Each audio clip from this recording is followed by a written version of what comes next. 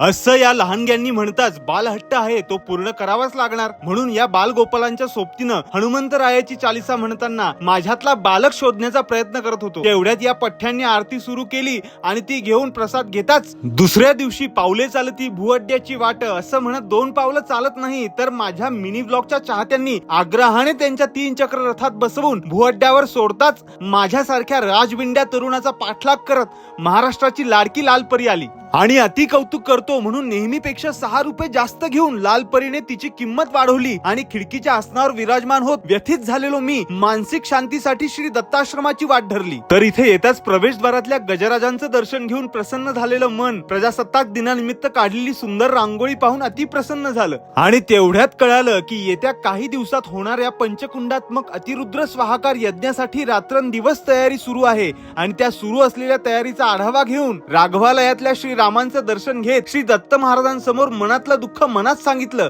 आणि सकारात्मक ऊर्जा घेऊन या वास्तूचा निरोप घेतला.